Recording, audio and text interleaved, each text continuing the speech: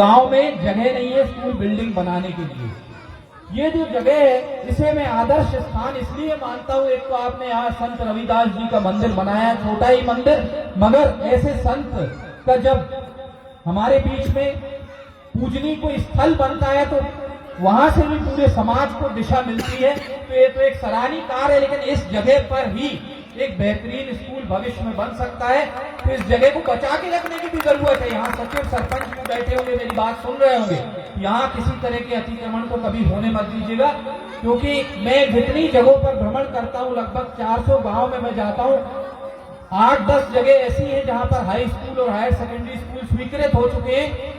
कहीं primary school में लग रहे हैं, कहीं मिडिल स्कूल में लग रहे हैं, क्योंकि वहां पर जगह नहीं है। तो आपके पास एक बहुत सुंदर स्थान है, इस स्थान को बचा के रखिए। यदि 12वीं तक का स्कूल स्वीकृत होगा तो इसी जगह पर बिल्डिंग बनना चाहिए, ऐसी मेरी सोच है अपनी, क्योंकि यहाँ पर हाई स्कूल बना हुआ है। रही बात, मैं जानता हूं जब इन्होंने मुझे आमंत्रण दिया था तो ये कह रहे थे कि हम तो आपसे सिर्फ कार्यक्रम के लिए निमंत्रण दे रहे हैं, हम आपसे कोई मांग नहीं करते। लेकिन मैं बिल्कुल स्पष्ट बात करता हूं, मैंने कहा मांग करे बिना तो कोई कार्यक्रम होता नहीं। जितने भी कार्यक्रम में विधायक और सांसद को बुलाया जाता, मांग के बगैर कोई कार्यक्रम होता नहीं है और मांग रखी ही जाती है। आप मुझसे नहीं भी पूछोगे तो भी मैंने कहा था कार्यक्रम नहीं भी मैं आ रहा हूं, आप तो अपनी मांग बताइए। इन्होंने उस समय बोला नहीं नहीं कोई मांग नहीं है, आपको तो सिर्फ आना है। ऐसा है क्या? मैं अभी पूछ रहा हूं हाँ या ना बोलो, कोई मांग थी कि नहीं थी? मतलब आज कुछ नहीं मांगोगे मुझसे? मैं पूछ रहा हूँ, देखो स्पष्ट मन से पूछ रहा हूँ, बाद में मत देना कागज मुझे। मैं कोई कागज बाद में नहीं लूंगा। यदि मैं पूछ रहा हूँ और आप मुझे नहीं कह रहे हो तो फिर नहीं रहेगा, हाँ कह रहे हो तो लूंगा, और नहीं कह रहे हो तो नहीं लूंगा। मैं यही कह रहा था, मैं जानता था इस बात को, इसीलिए झूठ कभी नहीं बोलो। जो बोलो सही बोलो, जो कर सको वो बोलो, जो नहीं कर सको उसको नहीं बोलो। जनपद सदस्य जी के लेटर हेड पे जो मांग की गई है वो बता देता हूँ। बहुत सारे लेटर है, एक नहीं है।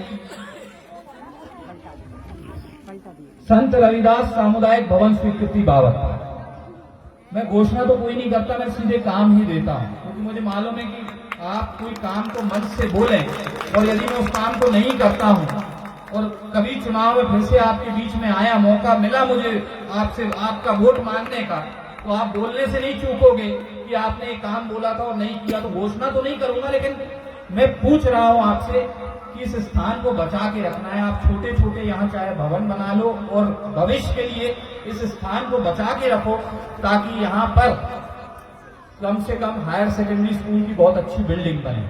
आप आज छोटा 2-4-5 लाख का भवन बनाने से कोई लाभ नहीं होने वाला। आज 2 लाख रुपए में दे भी दूं आपको तो आप 20 बाई 15 का एक कमरा बना पाएंगे, इससे ज्यादा का कुछ नहीं बनने वाला। लेकिन यदि आप बड़ा सामुदायिक भवन चाहते हैं जिसकी लागत 50 लाख या 1 करोड़ हो, तो आप थोड़ा इंतजार करिए, थोड़ा धैर्य रखिए, क्योंकि मेरे पास अभी जो फंड है मार्च तक मुझे खर्च करना था, मैं वो जारी कर चुका हूँ। मैंने आपसे तब भी कहा था तब तक मेरा फंड रहेगा नहीं, मेरा फंड अप्रैल के बाद आएगा। लेकिन जो पत्र मुझे आप दे रहे हैं इसको अपने कंप्यूटर सिस्टम में फीड करूंगा। जो काम मुझे करने होते हैं उन कामों की मैं अलग सूची रखता हूँ, उसको उसमें रखूंगा। लेकिन फिर आपसे आह्वान करूंगा कि आप जो भी यहाँ कार्य करें, गांव के सामूहिक हित को ध्यान में रख के कोई भी काम करना चाहिए। क्योंकि मेरे जैसा व्यक्ति जो सैनिक स्कूल रीवा में पढ़ा है, मैंने कभी ऊंच नीच जातिवाद धर्म के आधार पे कोई काम नहीं किया। क्योंकि जहां जब मैं हॉस्टल में रह के पढ़ता था तो वहां सब तरह के लोग, हम लोग साथ में रहते थे, साथ में भोजन करते थे, साथ में हम सोते थे, साथ में हम खेलते थे और साथ में ही हमारा पूरा दिन व्यतीत होता था। तो मेरे को इन बातों से कोई फर्क नहीं पड़ता, मैं इन सब चीजों से बहुत ऊपर हूँ और इस आधार पे मैं कोई काम भी अपना नहीं करता हूँ। बस आह्वान ये करूंगा कि गांव का सार्वजनिक और सामूहिक हित सबसे पहले होना चाहिए। ये मैं आपको ही नहीं, सभी गांव में सभी को ये बात कहता हूँ। समय बदल चुका है, जो पहले का समय था और जो पहले जैसे चीजें होती थी, आज के परिवेश में वो चीजें नहीं होती। मैंने आह्वान भी किया कि भारत के सामने बहुत बड़ी चुनौती है कि अमेरिका और चाइना को पीछे करो। हम कहते जरूर है, मगर ये इतना आसान काम नहीं है। इसमें हम सब लोगों को प्राण से जुटना पड़ेगा, तब हम उस संकल्प को पूरा करेंगे। जहां की भारत सबसे मजबूत देश होगा, विश्व का नंबर 1 देश भारत तब बनेगा जब हम और आप मिलकर भारत देश को उस स्थान पर पहुंचाएंगे।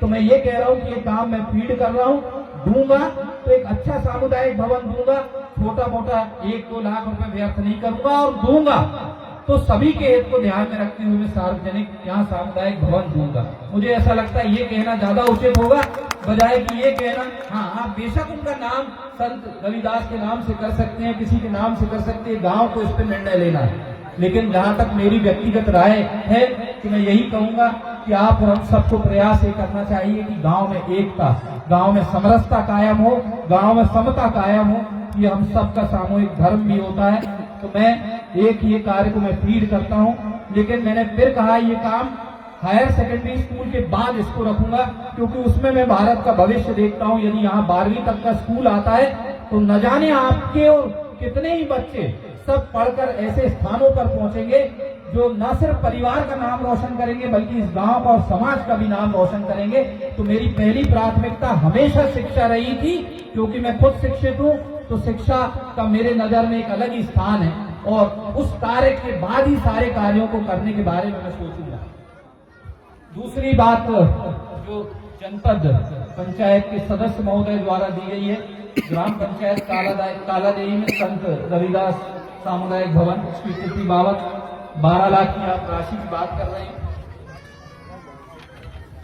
सब वही है।